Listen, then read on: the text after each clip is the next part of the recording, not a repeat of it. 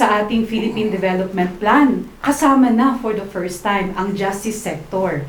So, ibig sabihin, meron na tayong matrix, meron na tayong specific outputs na dapat abutin. Just to give an example, no, when Baguio City was launched, they immediately took note, ilan ba ang public attorney sa Baguio City? Ilan ang public prosecutors? Ilan ang probation officers? Ilan ang mga police stations? So, meron pong specific numbers at goals. So, nakikita doon, kulang ba ng PAO? Kulang ba ng prosecutor? Kulang ba ng judges? Kulang ba ng sala?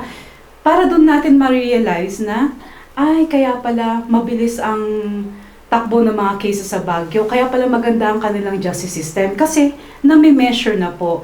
At importante yon for us to reach the Philippine Development Plan.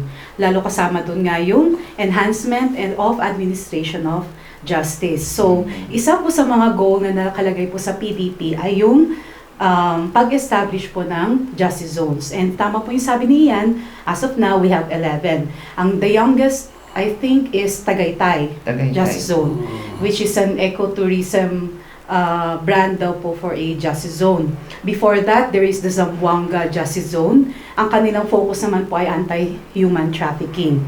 So, siguro dito sa Baguio, yung gender-based violence. Kasi we have a lot of them na pumupunta dito, nagre-request ng assistance. Ano yung program nyo dito sa gender-based violence? Yes, sir.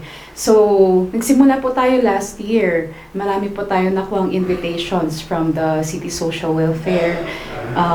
Nag-handle po tayo ng mga lectures and seminars sa mga solo parents, sa mga employees of different government agencies, where we discuss gender-related laws po. Ano ba yung mga remedies na available sa mga victims ng violence against women and their children, ng child abuse?